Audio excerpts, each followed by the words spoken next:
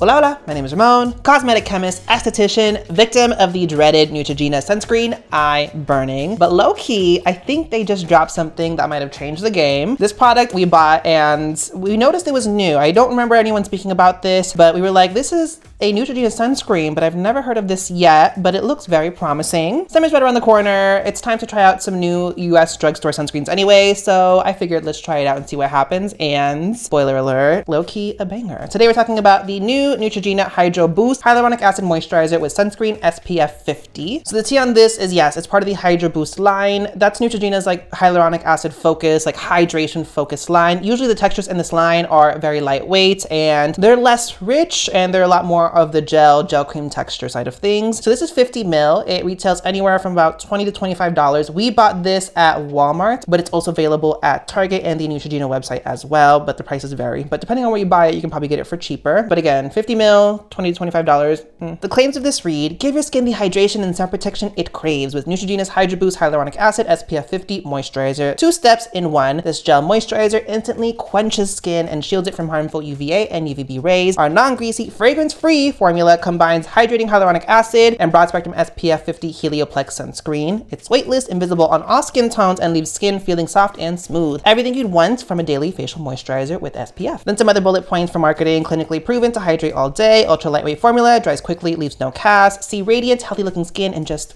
1 week. Formulated with supercharged antioxidants like vitamin E to fight daily environmental aggressors, and then a bunch of other free from claims that we don't support on this channel. But yeah, a lot of interesting claims on this. Yeah, what specifically caught me off guard was new packaging, new product, interesting marketing. I thought we'd give it a shot. Since this is a chemical sunscreen, we'll be using my 6F testing rubric where we talk about the feel, finish, filters, formulation, foundation wear, and fragrance of the sunscreen. For the application footage, I weigh out the amount of sunscreen I need to wear based off the size of my face. If you want to know how much sunscreen you're supposed to be wearing for your face size, I'll have a video linked up here in the card, and let's get into it. So for the feel of it, you can see when I pump it out, it is very much, it actually kind of looks more like a gel cream to lotion texture, but it feels very light on the skin. It's a very, very lightweight texture. If I can compare it to anything, this is gonna sound really weird, but it's like if like a gel cream was more watered down, like it comes out looking a little bit more rich and more creamy, but it's actually more of a whipped texture. So the minute you start to apply it, it gets very watery, melts into the skin. So you see when I apply it, it takes little to no effort to just disappear into the skin. Melts in super quick. It is a very light texture on the skin, so it feels more in line with the Hydro Boost products. Love that it's in this line. The finish of it makes no claims to being matte, and I'm not gonna lie to you, it's in no way matte. It leaves me with a moisturized glow on the skin. Considering the feel of it though, I don't mind that finish because I can just go powder down real quick. Having oily skin, I do not mind this texture at all. It feels really nice on the skin, and then powdering just gives it that finish that I need having oily skin and not wanting to be like very shiny throughout the day. So yeah, feel lightweight, hydrating gel cream. Finish,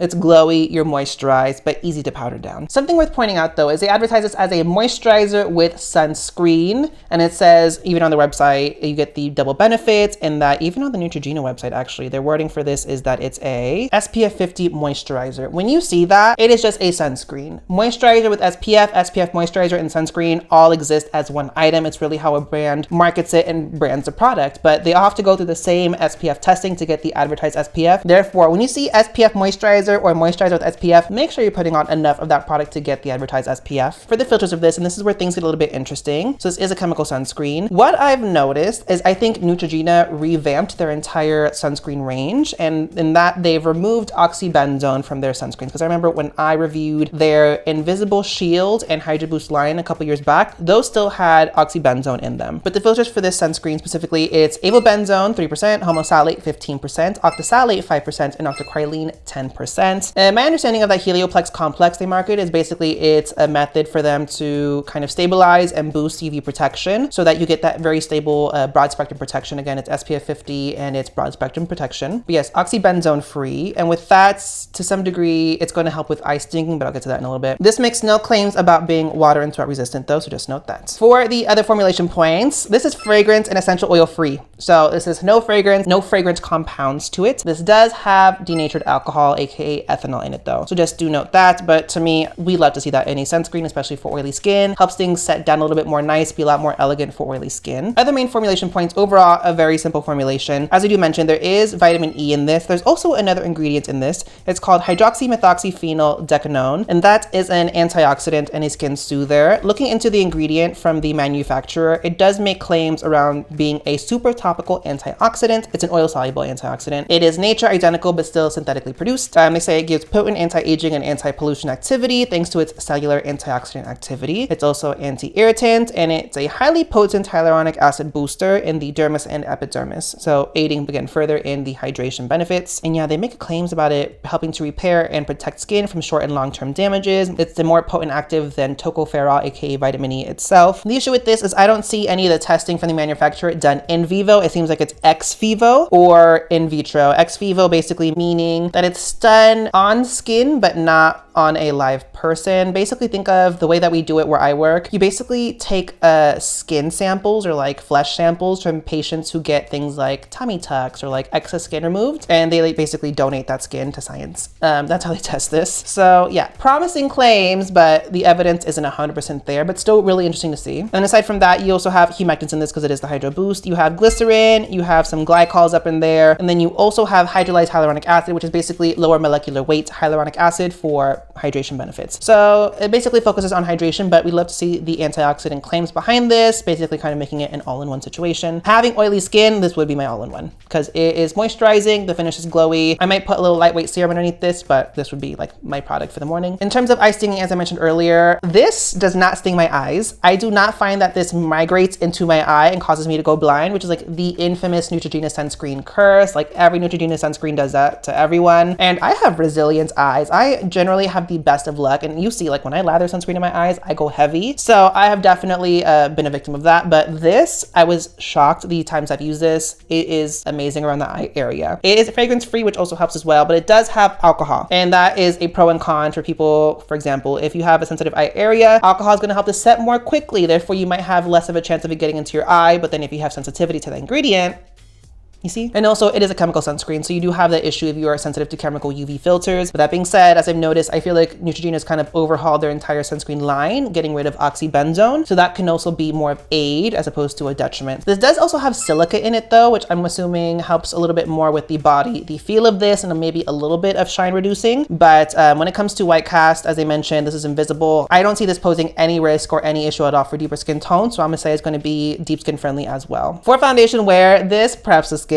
So nice for makeup because it is such a lightweight texture, but it is nourishing. So your skin's moisturized and prepped well for makeup, but it's not this heavy greasy layer. It's not this really rich layer underneath your makeup. It's going to affect the overall wear and application of it. Again, I would prep my skin to make this more matte because it's not matte at any capacity, but I don't find it really affects me getting more shiny, or at least like shinier quicker throughout the day. For reapplying over makeup, I haven't tried that yet. I would lean that it's definitely probably going to be a good candidate. This is very similar in my mind to a lot of Korean sunscreens in terms of like the texture and elegance, but just note it'll be shiny, so you will have to powder afterwards. And then finally, the fragrance of this. This on initial application, it smells like there is sunscreen, but there's a little bit something more than just sunscreen smell to it. I cannot pinpoint what that smell is, but it smells like sunscreen plus a little bit something fresh. But I find maybe it's the ethanol with the UV filters. I'm not quite sure. But then after a minute, the other scent dissipates and then it just smells like sunscreen. But it's not a very rich scent. It's not a very overpowering scent. I had no issue with the scent at all. So just note that fragrance free, essential oil free, no fragrant compounds, but it does smell like a little bit more than just sunscreen in my mind. But yeah, overall, this new sunscreen from Neutrogena, this, all things considered compared to their other sunscreens, this is a really good launch from them. I wish it were cheaper or a bigger bottle. That's my one thing. Like I wish this was the new Hydro Boost sunscreen formula and you get that in a bigger bottle. It's a very affordable sunscreen. But that being said, this is actually really, really nice. I wonder with the revamping of their other sunscreens as well, if that affects the eye sting that they're known for. But overall, this is a really, really great launch from them. And again, I bought this myself. It's not PR. I bought this myself. I paid my coin for this and I really, really like this. I don't have any of the other Neutrogena sunscreens just yet to like try them out and see if the formulation change affects eye sting with those. But overall, definitely worth checking out if you want to try Neutrogena sunscreen. Price point, it's okay. I wish it were a little bit better. Formula, it's really, really nice, but it's not matte, but we can make it work. Let me know in the comment section, have you tried this new sunscreen sunscreen from their Hydro Boost line. What are your thoughts on it? Also, have you tried their other Hydro Boost and their Invisible Defense line recently, and have you noticed any change with those? Sound off in the comments section. Don't forget to hit that subscribe button and notification bell so that you know when I post more skincare, sunscreen, and beauty related content on my channel. Give the video a thumbs up, and thanks for watching, guys.